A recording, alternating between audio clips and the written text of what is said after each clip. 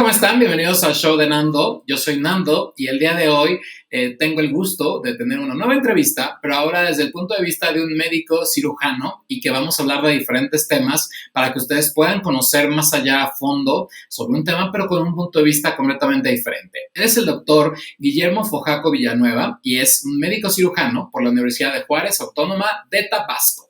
Así que vamos a darle la más cordial bienvenida al show de Nando al doctor Guillermo. Guillermo, ¿cómo estás? Muy bien, Nando, ¿tú? ¿Qué tal? También muchas gracias y pues muy feliz de que estés aquí después de pues yo un tiempito de estarte como buscando Ya y que se sé, sí, no, en no, fin, no. total. Semana, ya al final sí se hizo. Es que la vida de los médicos es muy complicada, ¿no? No, y luego se metió junio, la pandemia otra vez y todo, Bueno, pues entonces no salimos sí de la fue como, pandemia. sí, no, ya sé, Pues ya vamos a ni, empezar un poquito a que me platiques un poquito más de ti para que todo el mundo te conozca. pues yo soy Guillermo Fojaco Villanueva, como ya dijiste, yo soy médico cirujano de licenciatura y también es la especialidad en pediatría. Yo estudié medicina en Villahermosa, Tabasco. Me vine a la Ciudad de México en el 2016 a hacer mi servicio social. Lo hice en el Programa Nacional de Servicio Social e Investigación, en el Hospital General de México, específicamente en la Clínica de Obesidad de Niños y Adolescentes. Y ahí fue que decidí que quería ser pediatra y que quería dedicarme a esta parte. ¿Por qué decidí hacer pediatría y por qué decidí cuidar a niños y adolescentes? Me gustaba como mucho toda esta parte de la prevención y me gustaba, o sea, me di cuenta que había, o sea, que la obesidad, por ejemplo, era un problema que no empezaba en la etapa adulta, que empezaba como cuando la gente es joven. Y yo dije, bueno, pues si hay un punto en la vida en el que uno puede prevenir cosas y puede cambiarle como el contexto completo a una persona, es pues durante la infancia y la adolescencia. Y así decidí que quería ser pediatra. Apliqué para el examen nacional de residencias médicas y afortunadamente pasé bastante bien. Y durante 3 años hice mi especialidad en pediatría en el Instituto Nacional de Pediatría acá en la Ciudad de México. Terminé apenas ahorita en marzo y pues básicamente esa es como mi carrera hasta este punto. Ahora, el día de hoy vamos a tocar, como tú bien lo dijiste, todo este rollo acerca de la infancia, acerca de la adolescencia, todo este proceso de reproducción, pero también quiero que iniciemos con este tema de familias diversas, porque de repente, bueno, no es que de la nada hayan existido, sino que simplemente con el paso de la revolución, las familias han ido cambiando, ¿no? Y cambiando, digamos, de un modo de vista social. Pero desde tu punto de vista, ¿cómo ha sido un poco este proceso de evolución de las familias y en qué consiste? Pues bueno, primero empezamos como definiendo este concepto de familia. ¿Qué es una familia? Los médicos usualmente nos basamos en lo que dice la Organización Mundial de la Salud y para ellos una familia es este conjunto de personas que van a vivir bajo el mismo techo, tienen roles fijos, ya sea papá, mamá, hermanos, hermanas, tíos, tías, tienen vínculos consanguíneos, pero no siempre tienen que tener vínculos consanguíneos. Y pues al final el punto de una familia es que tengan estos roles económicos y sociales en común, que tengan igual afecto los unos por los otros y que al final se van a unir y se van a aglutinar y van a vivir bajo el mismo techo. El concepto de familia, como la familia moderna, surge pues al final con el concepto este moderno también de sociedad. Cuando surge esta división del trabajo, de roles económicos, propiedad privada del Estado, empieza también a surgir este concepto de familia, porque se dan cuenta que la familia es este conjunto de personas que al final va a buscar el bienestar social y el bienestar económico. Pero algo importante de las familias es que no solo buscan esta parte de bienestar social y económico, sino que también son productoras de capital humano y son esta organización que va a buscar el desarrollo, pues al final, si tienen hijos de los hijos. El INEGI en particular, y en México en particular, definen familia, o sea, ven como, revisan como hogares, ¿no? En los censos poblacionales. Y los hogares los definen también como hogares con familias y hogares sin familias. Y definen familia, pues el lugar donde hay una pareja al final y que tienen como, no tanto una pareja, pero que tienen como vínculos con el jefe de la casa, pues. Tipo, hay una persona que es la cabeza del hogar y si más personas viven con esa persona y tienen un vínculo emocional o un vínculo, pues al final eh, familiar, pues se dice que son familia. México en particular en este momento tiene aproximadamente 35 millones de hogares y de esos 35 millones de hogares, más o menos 11 millones están conformados por mujeres. Desde ahí ya tenemos una parte diversa, porque al final tenemos que recordar que este concepto de la familia tradicional y la familia que siempre nos pintan en todos los medios y la que nos enseñaron, es una familia que está formada por papá, mamá, hijos. Pero pues creer que ese es el único modelo o la única familia que es válida, al final es una falacia y es una mentira porque las familias en México no todas son así. En promedio en México una familia, o sea, un hogar tiene 3.6 personas, que son casi 4. De estos, pues el 70% más o menos son familias nucleares, que la familia nuclear es la familia que es papá, mamá o dos personas al frente, pueden o no tener hijos, y de ese 70%, el 18% más o menos, o sea, casi el 20% son familias monoparentales. Y eso es importante. El 20% de las familias en México, de entrada, o sea, sin el área de familias homoparentales, lo que tú quieras, no son una familia tradicional en todo el sentido de la palabra. Eso solamente hablando en la conformación. Ya es sin hablar de vínculos ni legales ni religiosos. Más o menos el 30% son familias ampliadas, que es esta familia en la que está papá, mamá o papás, mamás, hijos, y hay también pues personas que también tienen vínculos familiares, ya sean tíos, tías, primos, abuelos. Por ejemplo, en mi caso, bajo el mismo techo vivíamos mi papá, mi mamá, mi hermana y yo, pero pues prácticamente siempre estaba en la casa mi abuela y un tío abuelo. Al final era una familia extendida, no era una familia tradicional. Y el 1% más o menos, una de cada 100 familias, es una familia compuesta en la que también van a vivir personas que no tienen ningún vínculo consanguíneo con el jefe del hogar. Específicamente hablando de familias homoparentales, no hay tantos datos, fíjate, pero en el 2015 se hablaba que aproximadamente 6 de cada 1000 familias en el país eran homoparentales, ya sea dos papás o dos mamás. Y de esas 6 de cada 1000 familias, más o menos la mitad tenían hijos o tenían hijas. Ese Y otro dato dato es que a mí me muy... parece, exactamente, Sí, sí, sigue, te por digo, favor, por favor. y un dato que a mí me parece también como muy importante, sobre todo para revalorar este concepto de qué es una familia tradicional, es Ajá. el punto de la transición y el cambio que ha habido en el país de los años 80 para acá. Un punto importante de todo este cambio es que antes, hablamos de hace 40, 30, lo que quieras de años, en México el rol de las mujeres era un rol muy bien establecido. Las mujeres Sí. se quedaban en la casa, los hombres salían a trabajar, los hombres llevaban sustento a la casa, las mamás estaban encargadas de la educación de los hijos y de las hijas y de todo este contexto de manejar el hogar. Pero en los últimos años y en las últimas décadas esto ya no es así. El Otra papel que la vez. mujer tiene dentro de la sociedad es un papel totalmente distinto y es un papel que pues, yo no puedo comparar lo que hacía, por ejemplo, mi abuela. Mi abuela, a pesar de todo, fue una mujer a la que yo admiro mucho porque rompía como muchos roles esperados para una mujer en los años 70. Mi abuela Ujú. usaba el pelo corto todo el tiempo, era mamá soltera y mi abuela salía a trabajar en las noches. Entonces, pues yo digo, bueno, mi abuela, o sea, yo estoy acostumbrado afortunadamente a este concepto de la mujer como una persona que trabaja y lleva todo al hogar. Pero la verdad es que la mayoría de las familias en México no eran así. Casi siempre la abuela, o sea, las abuelas que conocemos, la mayoría se quedaban en casa, pues llevaban a los hijos a la escuela, hacían de comer, se cuidaban en la casa. Pero llegó un punto más o menos en los años 80, en los 90, que empezamos a tener un poco más de educación. Las mujeres llegaron, o sea, hubo todo este movimiento, o sea, de el empoderamiento de la mujer. Y en la actualidad, muchísimas mujeres trabajan y la mujer pues se metió al mercado laboral. Y esto hizo que al final el rol que teníamos y como el concepto que teníamos de familia, toda esta dinámica que ya existía tuviera que cambiar. Así es. Y esto nos lleva a un punto que a mí me parece muy importante.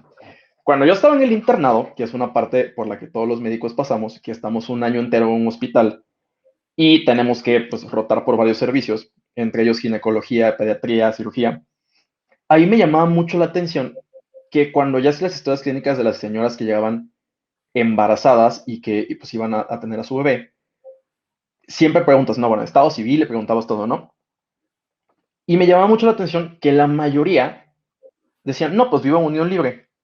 Vivo en unión libre, unión libre, unión libre. Y yo decía, bueno, ¿por qué todos viven en unión libre? Sí, a mí siempre me han enseñado que en teoría en México el modelo tradicional de familia es una familia católica en la que están casados por la iglesia y tienen todo perfecto.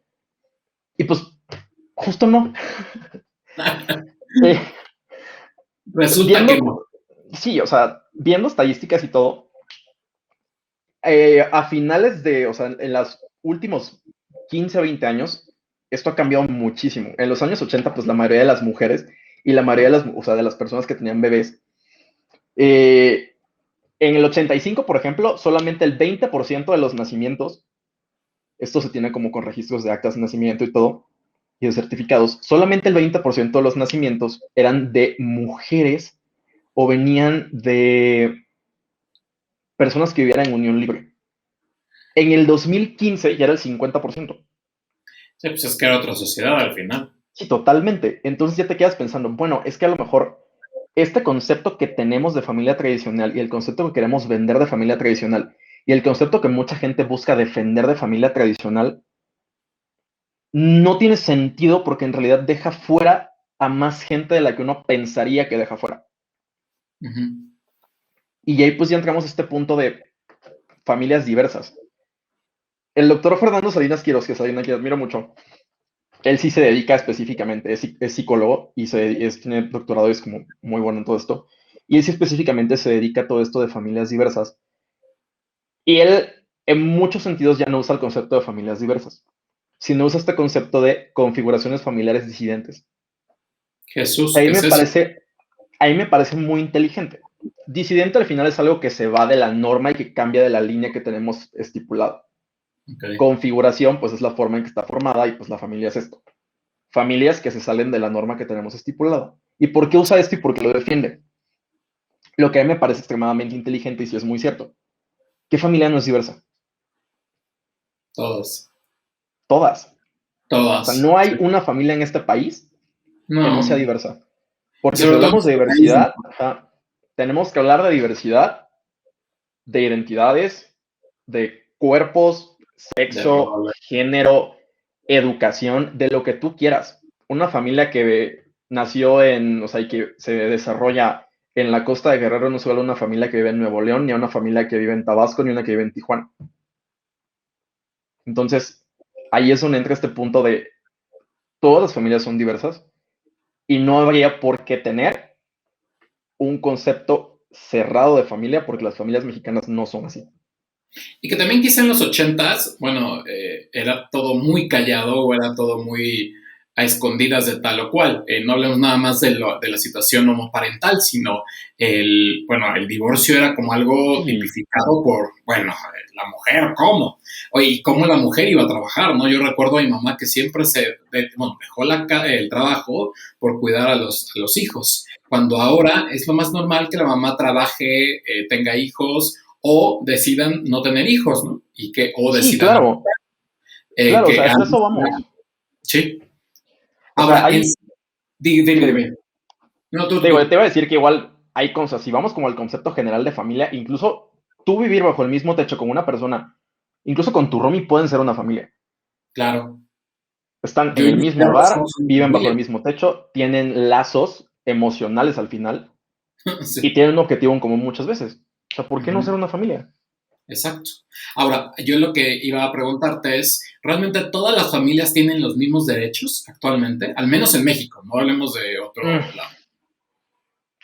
Pues yo te diría que no.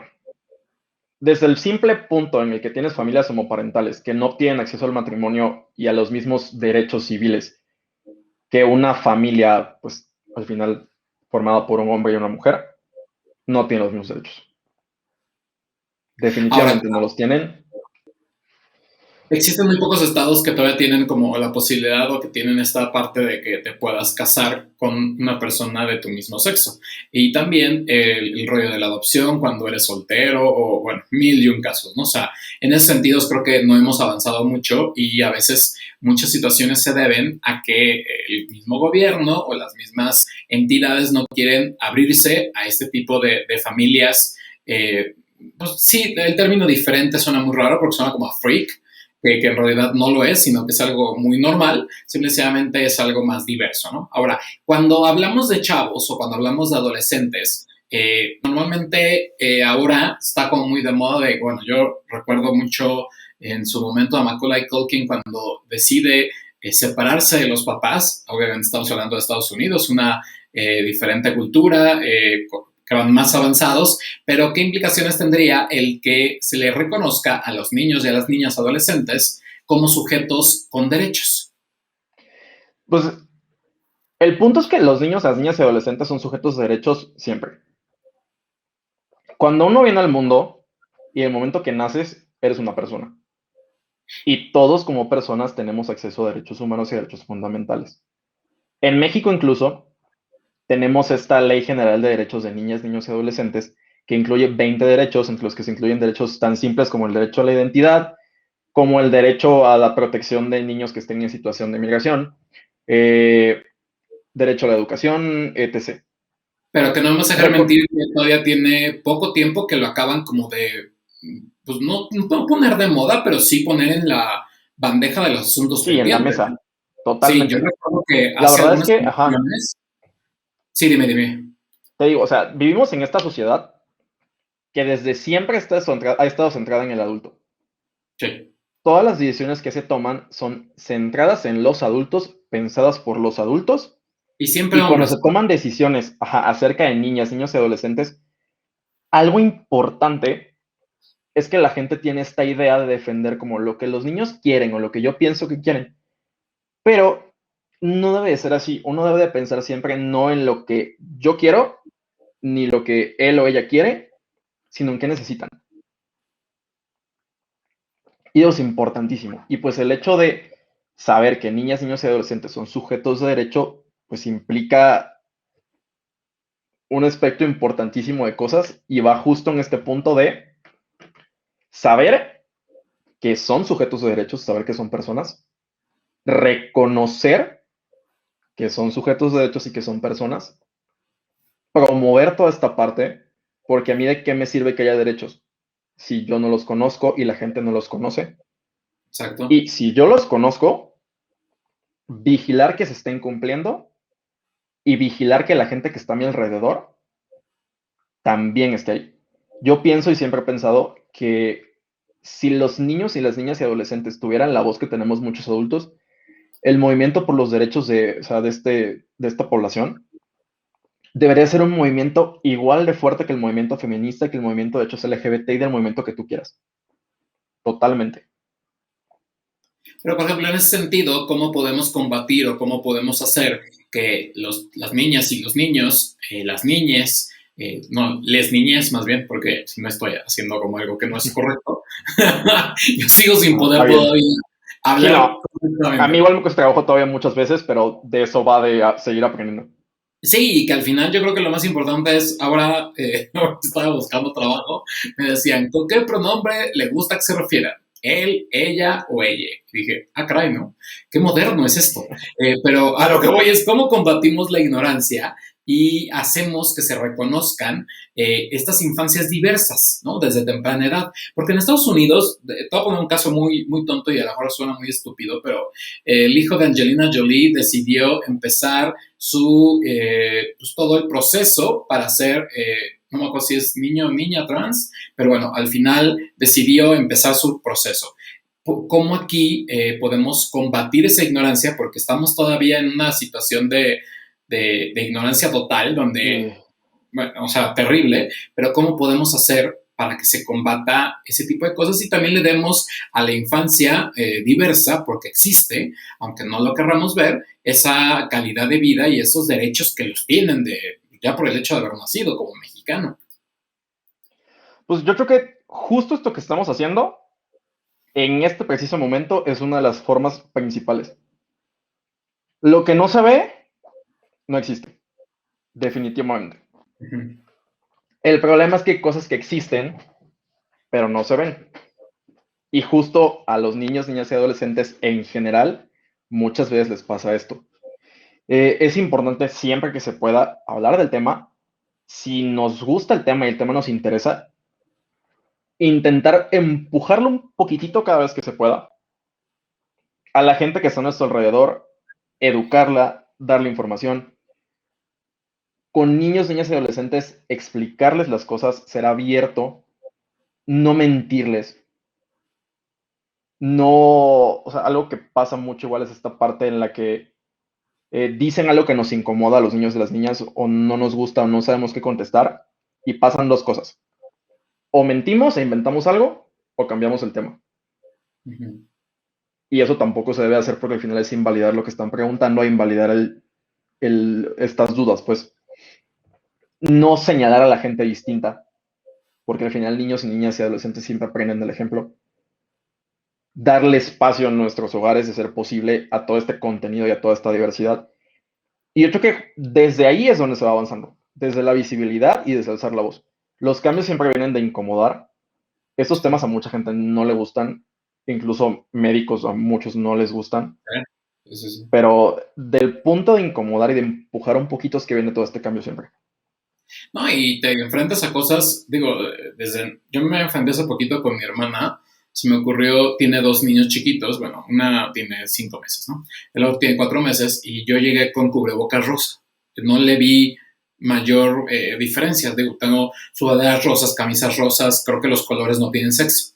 Pues entonces me dijo, quítatelo, le dije, ahí tengo uno negro, le dije, Por, no, ¿por qué? ¿Por? Así como, ¿por? Es que Leonardo sabe que el azul es para los niños y el rosa para las niñas. Dije, pues bueno, pues qué mal educado está este niño, ¿no? Porque primero tiene un tío gay, ¿no? Segundo, tiene un tío que no clasifica en colores su vida, ¿no? O sea, que más bien se puede poner el color que sea, el día que sea, se puede pintar las uñas. A mí me tocó un día que se me ocurrió pintarme las uñas y entonces el niño era feliz viendo mi carita feliz de la uña, ¿no? Cuando se enteró la mamá, bueno, así de, "Arr". Ahora, yo no voy a convertir a nadie en gay si él no lo no, pues desea, no, o ¿no? sea, Es una cosa muy complicada, ¿no? La que te enfrentas. Digo, ya como le dije, oye, pues le dije, nena, estamos en 2021, no podemos educar a los chavos como nos educaron a nosotros en los 80s, ¿no?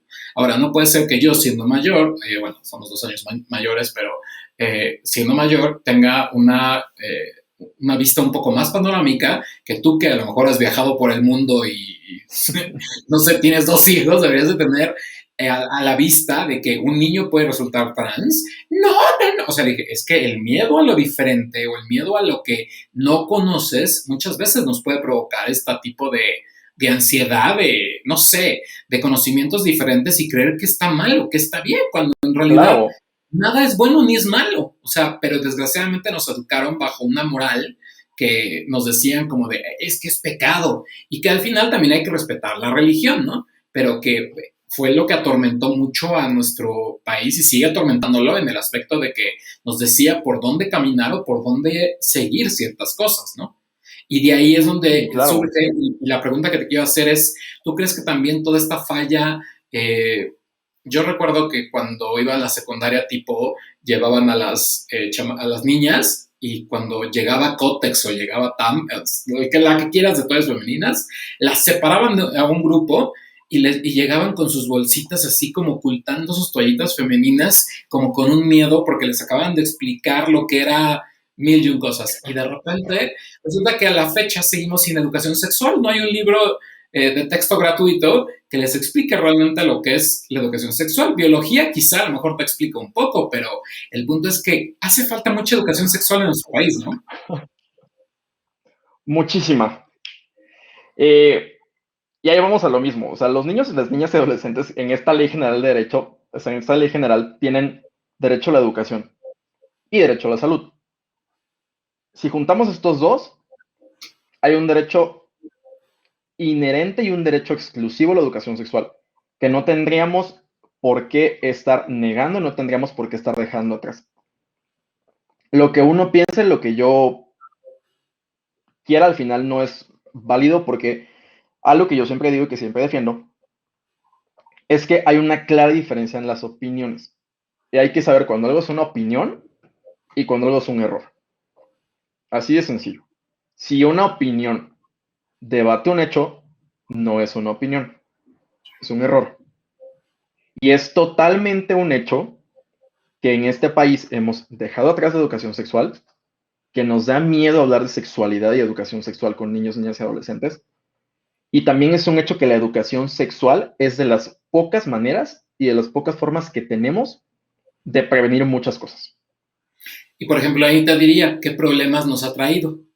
Específicamente, o sea, mira, México tiene un problema bastante importante de embarazo adolescente.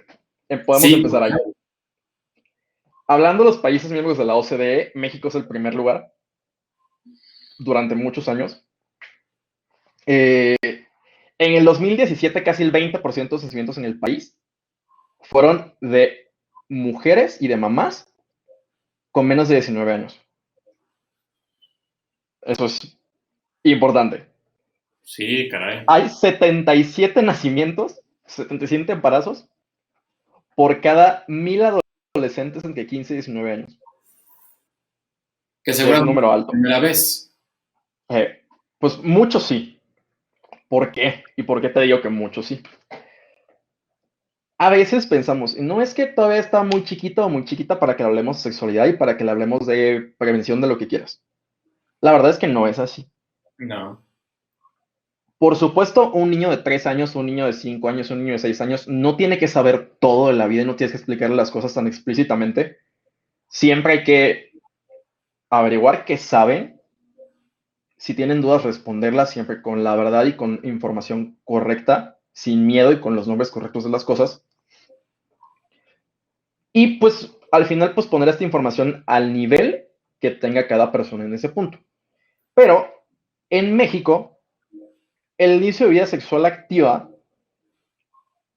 no es tan alto como uno piensa. Bueno.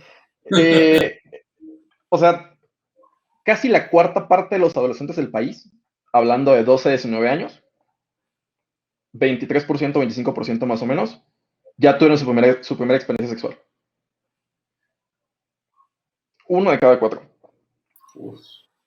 De esos, el 15% de los hombres y el más o menos como igual el 30% de las mujeres no utilizaron ningún método anticonceptivo o método en general de prevención de infecciones. Y eso sí es alarmante.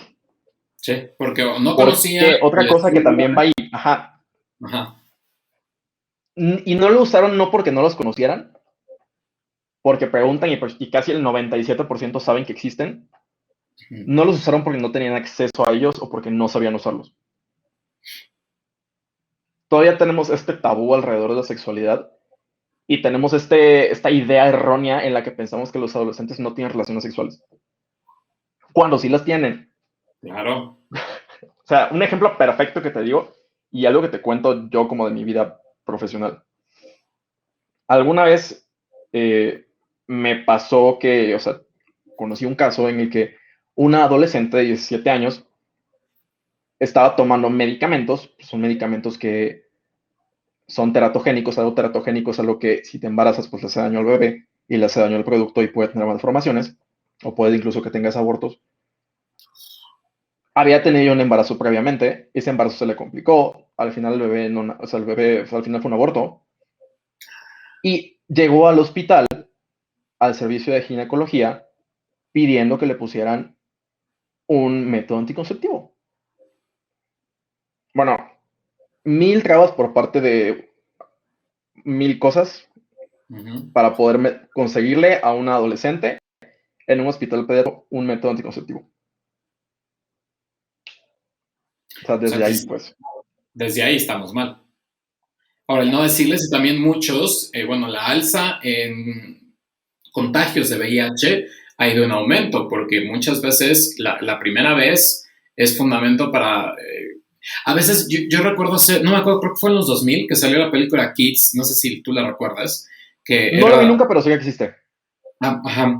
Y bueno, hace muchos años ya, pero planteaban un poco este rollo del VIH pues, por transmisión a temprana edad, ¿no? Y que de repente es una realidad hoy en México, ¿no? De que aparte de que no tenemos una muy buena educación sexual, los contagios van al alza en lugar de ir a la baja. Sí, justamente esa transmisión es importante igual. En México no estoy tan seguro cómo está ahorita la estadística en edades, pero por ejemplo en Estados Unidos, un grupo muy importante que ha tenido, o que los contagios siguen pues, aumentando y siguen estando como, o sea, a pesar de que en algunos grupos ha bajado, porque ya tenemos todo esto de, al menos en los hombres homosexuales ya está como en Estados Unidos mucho más estandarizado y mucho más abierto el uso de la PrEP. En Estados Unidos incluso ya adolescentes mayores de 16 años pueden acceder a PrEP si lo necesitan, en algunos casos, pero pues aún así las transmisiones y los casos nuevos siguen estando bastante elevados en el grupo de hombres menores de 25 o 20 años, pues, o sea, hombres jóvenes y adolescentes al final. Entonces, es cuando te quedas, o sea, ya que ves todo esto del embarazo adolescente, la falta de acceso pues, a métodos anticonceptivos y a métodos de prevención, a pesar de que saben que están ahí y a pesar de que saben que existen, es cuando te quedas pensando, bueno, ¿qué estamos haciendo o qué está pasando para que estas personas jóvenes tengan miedo a pedir esta información o miedo a acceder a estas cosas o que no tengan acceso? O sea, ¿qué es lo que está pasando y por qué en realidad no están teniendo estos, o sea, están teniendo esas conductas de riesgo si tienen la información? O sea, ¿qué es lo que está pasando y quién está fallando? Y es como te quedas así, bueno, a lo mejor el servicio de salud no es accesible, a lo mejor les da pena, a lo mejor pasan muchas cosas. Y justo es algo que tanto como médicos como sociedad tenemos que empezar a, pues a prevenir, tenemos que empezar a ver qué está pasando y tenemos que ver qué hacemos, porque la gente no va a dejar de tener sexo. Y los No. adolescentes tampoco. Aunque no nos guste y aunque nos incomode lo que quieras, va a seguir pasando. O sea, ha Sí. pasado siempre y no va a dejar de pasar. Y en lugar de bajar va a ir al alza, obviamente. ¿Por qué? Pues porque así tendemos, ¿no? O sea, es lógico. Ahora, este tipo de situaciones, cuando en muchos casos, cuando tienes el sistema de salud, hasta bueno, un condón es gratuito, ¿no? O sea, si tú vas y lo pides a tu clínica, te lo regalan y te pueden regalar hasta no uno, sino varios, ¿no? Y Sí, realmente, y realmente la gente tiene acceso a la salud, o sea, como derecho, o no es tan sencillo y tan fácil como se dice. fíjate que, o sea, el servicio sí está ahí. Y la verdad es que en los centros de salud, si vas usualmente, te tendrían que otorgar la información y tendrían que otorgarte las cosas. Yo creo que lo que pasa muchas veces es que pasa esto de me da pena. Porque a veces sí nos llega a pasar o tendemos como a ser muy, ¿cuál es la palabra que quiero usar? Como, o sea, si ves como que llega un adolescente de 16 años a pedirte preservativos, seguramente va a ser así y te quedas, o sea, muchas veces tenemos como a ser inquisitivos, a juzgar, o tienen este miedo de qué va a pasar, qué me van a decir si me ve alguien, si le dicen a mis papás que me vieron, le dicen a tal cosa, y por eso a veces no pasa. Digo, Sí, y yo eso creo que solo como si hablamos, te digo, solo si hablamos de esta parte de embarazos y ITS. que también las ITS van, bueno, puedes pescar una ITS desde tu primera relación sexual. Una vez que ya Sí, eres sexualmente reproductivo, estás expuesto a cualquier cosa, ¿no? Y que los chavos muchas veces no saben. Y bueno, ahora, gracias al cielo, existe algo llamado Internet, pero también hay mucha información que no es la correcta. Entonces ahí te atiendes a que muchas veces el chavo se atiende gracias a Yahoo Respuestas y le hace la vida fácil, ¿no? Pero no es la información que debería de tener. sí. Y eso, o sea, si nos vamos, por ejemplo, ya a población LGBT, si de por sí estamos como mal y quedándonos muy cortos con educación sexual, para todas las personas heterosexuales, si hablamos de población LGBT, la educación sexual es todavía pues, inexistente. O sea, a mí nadie me habló ni me explicó acerca de relaciones sexuales con otros hombres. Y ahí totalmente son cosas que tienes que aprender en internet y la información debería estar ahí, debemos de darla para todos y todas y no debería quedarse en nadie atrás. Lo mismo con la menstruación que platicabas hace rato. A pesar de que estamos en 2021, la gente en general, la ciudad en general, tiene todavía este miedo a ver la menstruación y este estigma sobre la menstruación como si fuera algo sucio o fuera algo que no pasa, porque le pasa a todas las mujeres, o sea, te iba a decir a Sí, todas las mujeres, pero la verdad es que hay hombres que también menstruan, y todas las personas que menstruan, si nos vamos como personas que menstruan, es una parte importantísima de la población mundial. ¿Por qué tendría que ser algo escondido, algo sucio o un tabú, algo que le pasa a tanta gente y que le pasa a tanta gente una vez al mes, durante ¿y qué es varios lo días? más O sea, común? Eso Totalmente, o sea, por es ejemplo, solucionar. o sea, a mí antes de la escuela de medicina y antes de mi último año de prepa, a mí nadie jamás me habló de menstruación. O sea, yo sabía que mi hermana y mi mamá menstruaban y que usaban toallas, pero nadie me habló de menstruación. Yo ni sabía para qué era la menstruación y tenía como este concepto de, pues pasa y ya, pero no.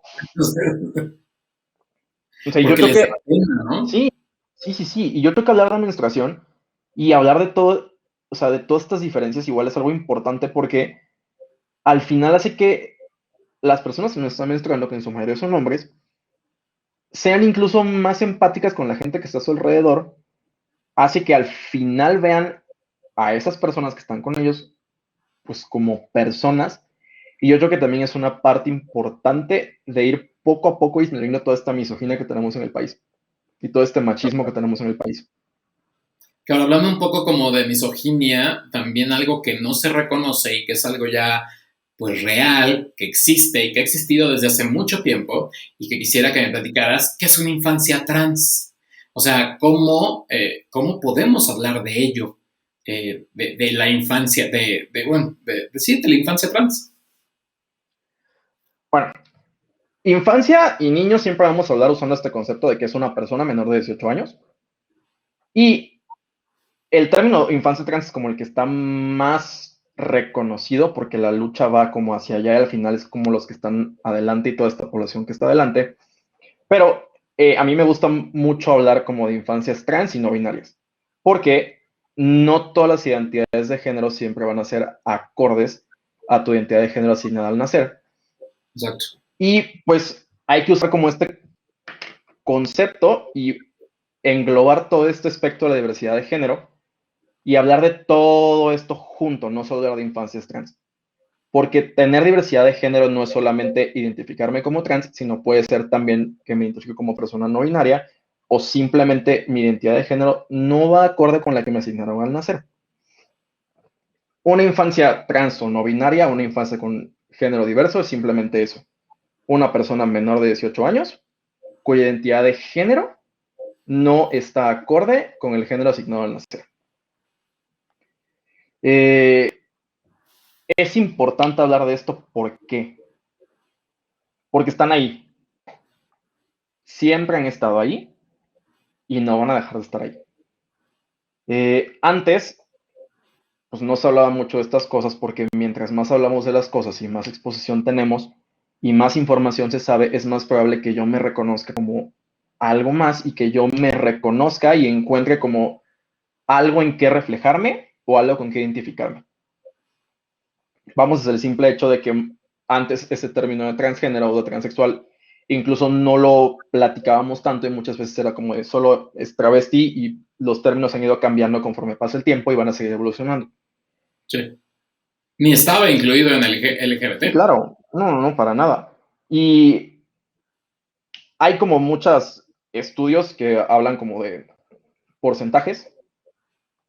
Tenemos desde estudios que hablan de que la población trans en menores de 18 años puede ser desde el 3% más o menos del total, que hasta ahí no es poquito. No, 3 de cada no, 100 no es poco. no es mucho. Incluso hay estudios en los que han cambiado ya un poco las preguntas porque, te digo, estoy evolucionando. Antes solían preguntar como, ¿te identificas como trans? Y pues era como sí o no. Y ya Ajá. últimamente lo que han estado haciendo en algunos estudios es hacer preguntas un poco más amplias que van acerca de tu identidad de género es distinta a tu identidad, o sea, tu género asignado al nacer, que deja un poquito más amplio ese espectro. Y en algunos, o sea, en algunas poblaciones se han encontrado hasta el 8-9%, Ah, wow. que es 8 de cada 100, 9 de cada 100. Y ahí te quedas, bueno, ¿qué está pasando? ¿Por qué eso está pasando? ¿Por qué no lo estamos hablando y por qué lo estamos dejando atrás? Y justo por eso es que hay que tocar el tema, porque la gente está ahí, la población está ahí y pues hay que Ahora, darle esta información a todo el mundo. pero ¿cómo inicias un diálogo entre familias y niños al momento de que ellos decidan estar en este espectro que pues ya vimos que es bastante amplio y que todavía los números pueden resultar un poco falsos de lo que en realidad puede ser, porque yo cada vez lo veo más, y lo cual me fascina y me encanta, pero no le estamos dando, no les llega la información adecuada, ¿no? O sea, el de que Bob Esponja de repente haya salido y haya dicho que es Es asexual, no pues es binario, sexual, ¿no? ajá, es binario, es una cosa como de, what the fuck, ¿no? O sea, ¿por qué te sumas a una lucha que no te toca, ¿no? Pero también abre la posibilidad de que los niños con estos paradigmas reconozcan o entiendan su ser, porque a mí me costó mucho trabajo aceptarme como gay y que, bueno, no había de otra, ¿no? Eras gay o eras lesbiana o bueno, en mi tiempo nada más, ¿no? Y ahora resulta que pues puedes tener una diferente, bueno, puede ser queer, puede ser, o sea, hay muchas opciones, ¿no? El punto es que te debes identificar con algo de lo que a ti realmente te gusta, te apasiona, te encanta y te sientes y te identificas como eso. Pero ¿cómo podemos empezar un diálogo entre familias y niños? Porque no creo que sea un tema sencillo de que llegues con tu papá y, mamá, es que yo no quiero ponerme los pantalones porque pues yo soy, o sea, no sé, mis Barbies, por decir algo. Es que sí es bien sencillo, fíjate. Justo A sí es ver, bien sencillo. Hace rato dijiste algo que no te diste cuenta. Dijiste decidir. Y eso es importante porque nadie decide su identidad de género. Tu identidad de género es siempre. uh-huh. Yo no decido, yo simplemente soy. Y algo que hay que tomar en cuenta es que todas las personas, cuando estamos pequeñas, siempre, siempre, siempre, siempre tendemos a explorar todo este espectro del género. Creo que no va a haber una persona en el mundo que me pueda decir que durante toda su vida, todas sus conductas han sido totalmente alineadas al género que les fue asignado al nacer. Siempre. Niños, niñas, lo que quieras, siempre tienden a explorar y van a tender a averiguar qué pasa con el otro género. Esta identidad de género se va construyendo pues con los años, pero desde muy pequeños uno ya sabe quién es y uno reconoce su identidad de género. Aproximadamente a los 2 años, pues uno ya sabe que hay diferencias entre hombres y mujeres, entre niños y niñas, y que mi cuerpo no es igual de los demás. A los 3 más o menos yo ya sé y ya usualmente tiendo a identificarme con un género. Y a los 4 años, 4 o 6 años, usualmente esta identidad de género ya está bien afianzada. Estos temas no es como tan difícil hablarlo. Y justo tocaste una parte importante, esta parte de no me gustan los pantalones, no me gustan los vestidos, no me gustan las muñecas. ¿Por qué? Porque el que a mí me guste algo o el que yo no esté de acuerdo con algo que no va, o sea, que tenga conductas o gustos que no sean esperados para mi género, no quiere decir que yo sea transgénero, no quiere decir que mi identidad de género sea distinta a la asignada. Simplemente yo puedo tener gustos distintos o puede que decida o que en este momento tenga la inquietud de saber qué pasa con esto. Puede que a lo mejor un niño de 4 años tenga la inquietud de saber qué se siente ponerse un vestido, pero eso no quiere decir que su identidad de género sea distinta. Sí. Simplemente tiene la inquietud, quiere explorar porque es un niño. Puede que una niña quiera saber por qué su papá se rasura o que quiera saber qué se siente rasurarse. Y eso no quiere decir nada. Puede que una niña diga, mamá, es que sabes qué, no me gustan los vestidos, quiero poner pantalones todo el tiempo porque me siento cómoda con los pantalones. Y eso no quiere decir absolutamente nada. Y de estas conductas y de estos puntos es justamente de donde puede salir el diálogo. Lo que tendemos a hacer como adultos fue justo lo que te dije hace rato. Si un niño llega y quiere jugar con muñecas, lo primero que hacemos como adultos, o al menos lo que a mí me hacían, y yo creo que a la mayoría, es de, no, pues no uses esto porque esto no es para ti, Uh-huh. esto no es para niño, tú eres niño y esto no es tuyo. Esto es de tu hermana y tu hermana juega con esto porque tu hermana es niña y las niñas juegan con muñecas.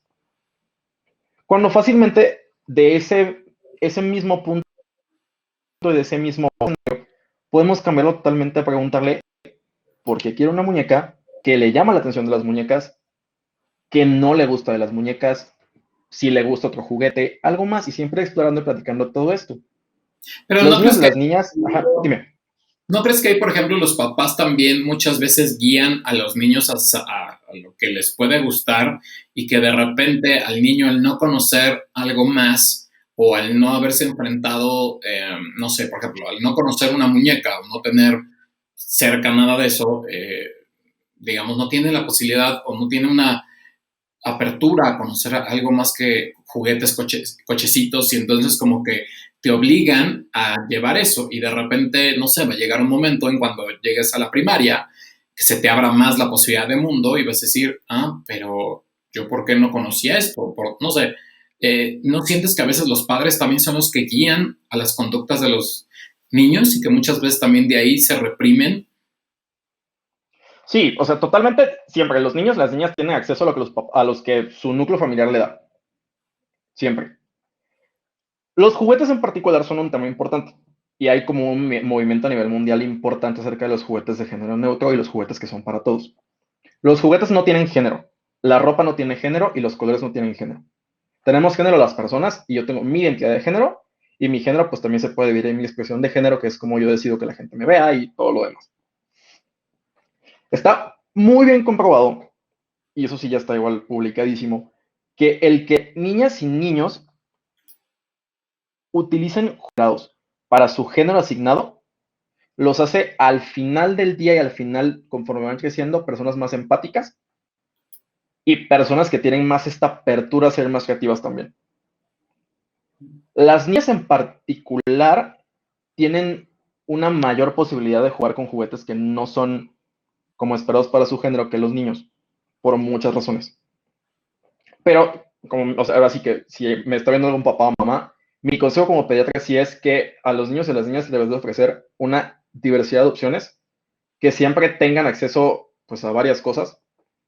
Y lo que es importante es que tampoco hay que obligar a los niños y las niñas a jugar con cosas que no quieren jugar.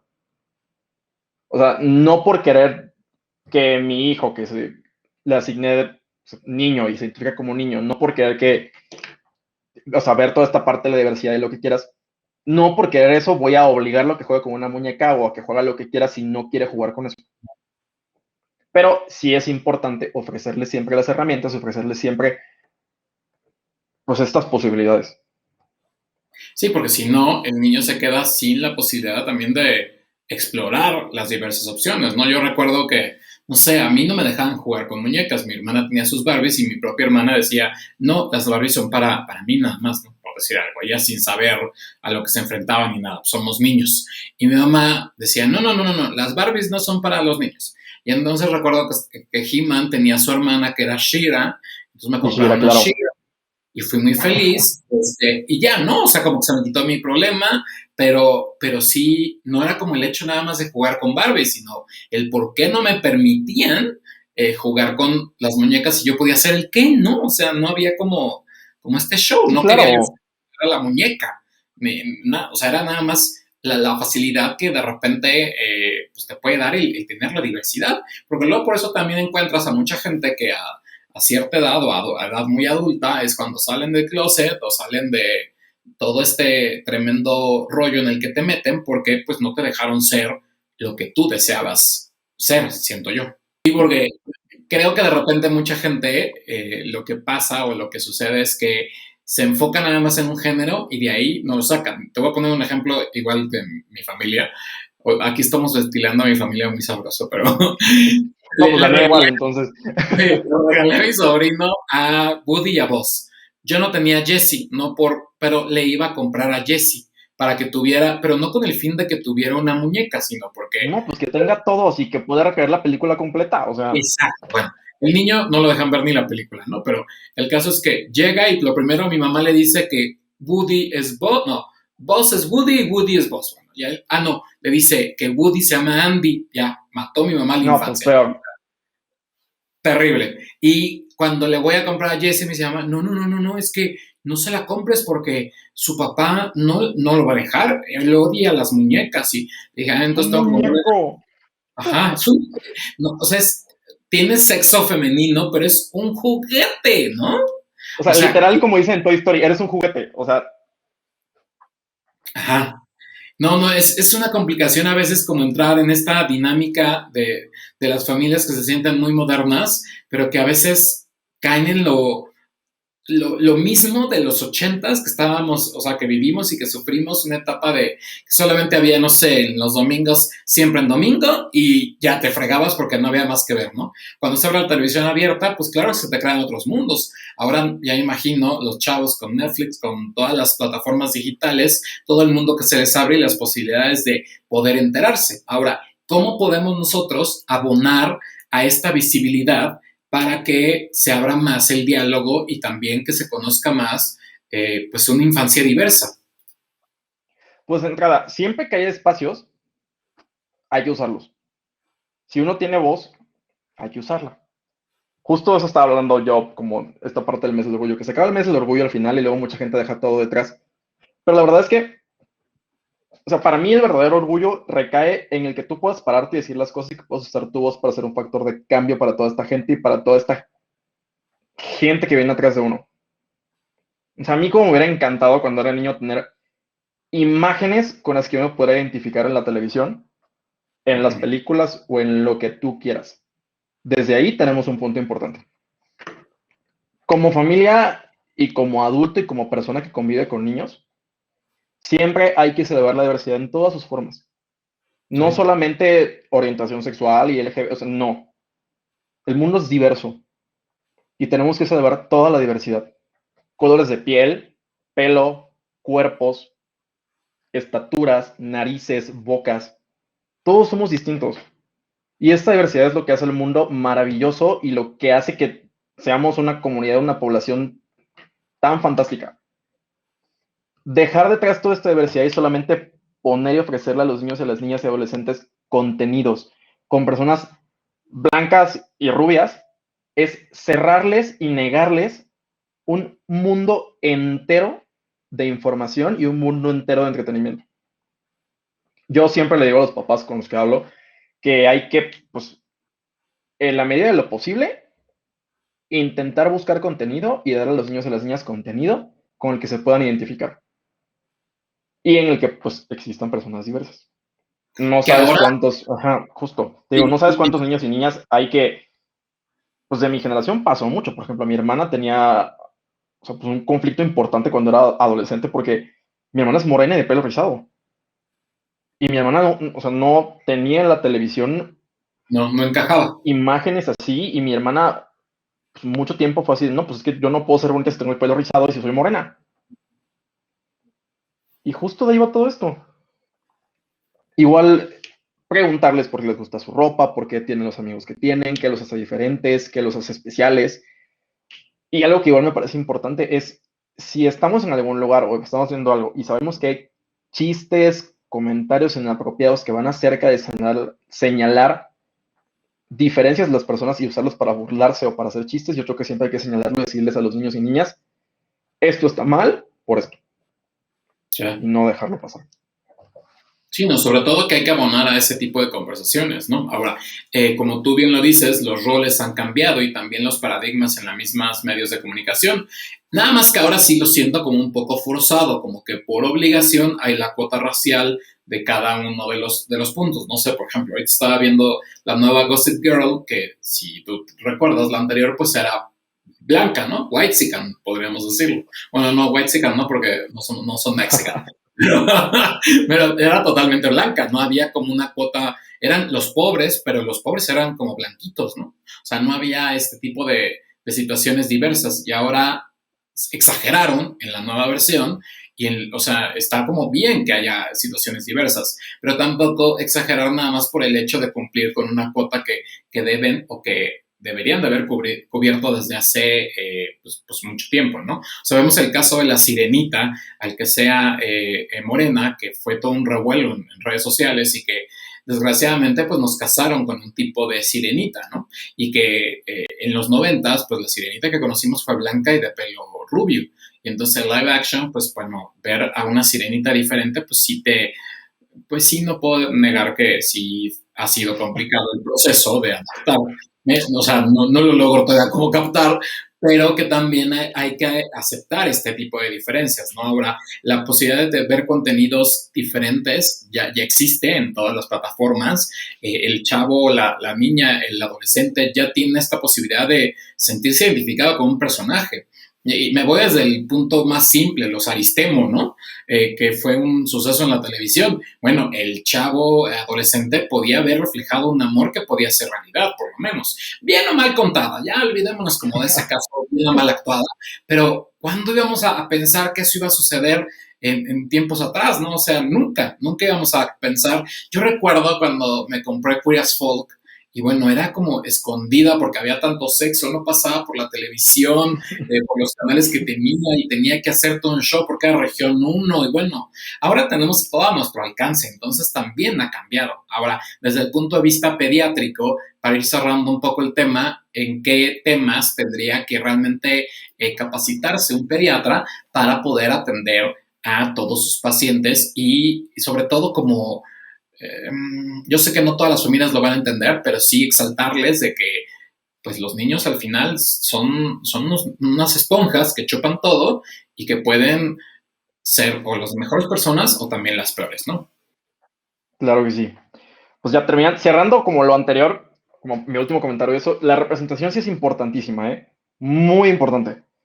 Eh, Hay una frase que a mí me encanta y que la leí alguna vez en una reseña de la película de La Mujer Maravilla. Una mamá que llevó a sus hijas al cine a ver a La Mujer Maravilla. Nadie puede llegar a ser lo que no sabe que puede llegar a ser. Y hay que también tomar el contexto de que a lo mejor sí tenemos como mucha representación ya en muchas plataformas, pero hay que tomar el contexto que vivimos en un país en el que no todo el mundo tiene acceso a estas plataformas y que muchos niños, niñas y adolescentes el único acceso que tienen a medios es o en su celular, Uh eso -huh. los que tienen celular, porque la verdad es que a pesar de que uno piensa que todo el mundo tiene, no todo el mundo tiene, La o Rosa en radio o en televisión abierta. Y si en televisión abierta no vemos nada, para una gran parte de la población mexicana no hay representación. uh -huh. Entonces eso es algo que hay que seguir empujando y que hay que seguir buscando que sea. Y ya tocando y ya viendo tu pregunta de por qué pienso que los pediatras tienen que capacitarse y en general los médicos acerca de estos temas. Bueno, las familias diversas, infancias diversas y adolescencias diversas ya están aquí, siempre han estado aquí y como ya te dije varias veces, no van a dejar de estar. Y se merecen un trato digno y un trato adecuado. Y uno como médico tiene que estar listo para lo que se le ponga enfrente y debe tratar a todo el mundo de la mejor manera posible.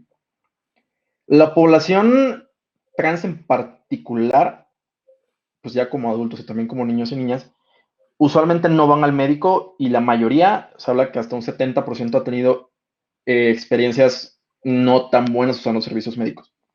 Eso hablando de Estados Unidos. En México la estadística en realidad no existe y seguro es similar o incluso más alta. La generación que tenemos de niños, niñas y adolescentes en este momento es una generación muy diversa y probablemente sea la generación más diversa que ha existido hasta el momento, porque pues ya se conocen más, tenemos más información y saben quiénes son y saben que tienen una voz y que la pueden usar. Es importante saber también que los médicos y las médicos, o sea, seguimos siendo muchas veces y en muchos círculos una voz de autoridad en la que la gente puede confiar y en la que la gente va a confiar. Entonces, si yo divulgo esta información, yo sé esta información, va a ser muy posible que la gente me tome en serio y que la gente me escuche. Bastante más que si lo escuchan en la televisión, o si lo ven en Facebook, o lo ven compartido en una red social o en un estado de WhatsApp. Eh, Uno como persona que trabaja con niños en general tiene que defender este movimiento de derechos de niñas, niños y adolescentes y saber también que a veces vamos a ser las únicas personas en toda la vida de estos niños y niñas que van a tocar estos temas. Hay que hablarles siempre de su cuerpo, sentimientos, de las relaciones que tienen con los demás y darles espacio para que hablen y sobre todo escucharles y no invalidarles, porque es muy importante. No es lo mismo que yo llegue, que le diga, oye, ¿qué pasó? Que me diga tres palabras y que yo termine hablando y diciendo 10,000 cosas y que al final nunca escuche y nunca sepa qué dudas tienen y nunca sepa qué me quieren preguntar. Y si te das cuenta, por ejemplo, ya hablando aparte de infancias trans, en particular antes, igual como para que quede clarísimo, hay un tema que nunca toqué y una parte que nunca toqué es el tratamiento. ¿Por qué? Justo porque ese es un concepto que tenemos que desaparecer un poquito, que tenemos que dejar un poquito de lado. muchas veces la gente tiene esta idea de que hablar de infancias trans y adolescencias trans o no binarias es saber solamente de tratamiento médico y de querer como sexualizar, porque usa mucho esa palabra, o dar tratamientos hormonales, cuando la verdad es que no.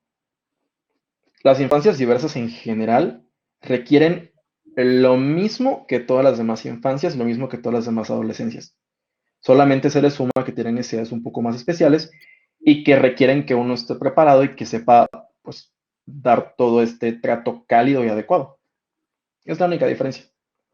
Hablando ya como de tratamientos y eso, pues en ningún lado y ninguna guía está visto tratamientos hormonales antes de los 16 años. Entonces, realmente no es como el punto central de toda esta plática. Y sí, pues uno Oye, tiene que estar listo para todo. y es cierto, digo, eso sale un poco como de todo lo que hemos platicado, pero Sí, es cierto que en el seguro social es válido, o sea, se hace de forma, pues, ¿cómo puedo decir? O sea, que ya es válido hacer la transición de género. O sea, de que, adultos, ajá, sí. en Niños, adultos, niñas y adolescentes, la verdad es que no estoy seguro. No sé cómo lo están trabajando ahorita. La pero verdad en es que en adultos este punto, o sea, en Estados Unidos, por ejemplo, es algo muy normal. tienen más o menos 50 clínicas de género. En Ujú, México no tenemos ni una. ¿no? Entonces sí estamos como muy en pañales. Sí, y bueno, al final yo creo que lo que tenemos que ver más allá de eso es toda la visibilidad que debemos de darle no solamente a la infancia trans, sino a cualquier tipo de diversidad, a cualquier tipo de rol, cualquier tipo de identidad. Creo que aquí el tema es abrir un diálogo, que la gente sepa y que conozca.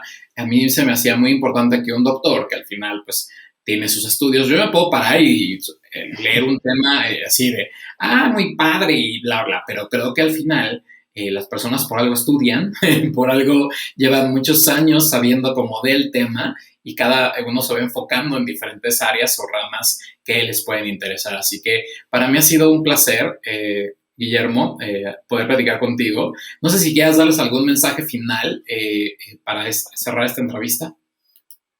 Pues eso, si conviven con niñas, niños y adolescentes, acuérdense que siempre somos un ejemplo a seguir y siempre somos un modelo a seguir. No hay que perder oportunidad para hablar de todo lo que se pueda, para escucharles y sobre todo seguir impulsando esta parte de derechos de niñas, niños y adolescentes. Siempre. Recordar que son personas, que son sujetos de derecho y que por ningún motivo debemos de ignorarles ni de hacerles así para un lado. Yo creo que es lo más importante de todo esto.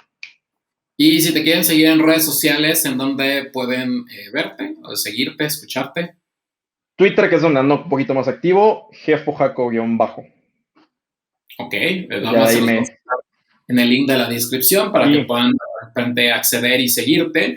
Luego toca temas bastante interesantes, así que es importante luego saber un poco más sobre un doctor, que bueno, no quiere decir que nada más por tener su Twitter, el señor doctor tenga que dar solamente consejos de pediatría ni nada, porque al final tienes un abanico de muchos estudios y bueno, eso te hace ser la gran persona que eres. Pues yo, darte las gracias por esta entrevista al jefe de redacción del show de Nando, que es Marco Orozco, que fue quien me dijo que Guillermo era el más indicado para poder hablar de estos temas y que pues, hayas aceptado estar el día de hoy aquí con nosotros y poder hablar de tantos temas que, bueno, podríamos hablar horas, ¿estás de acuerdo? Porque sí. son muy amplios, pero al final que se queden con un pedacito y que cada uno empiece a hacer esa visibilidad y que empiece también a abrir pues un poco el tema, ¿no? O sea, abrir esta discusión y que le llegue a más y más y más personas. Creo que es un poco la intención que tenemos aquí, al menos dentro del show de Nando, y te agradezco mucho.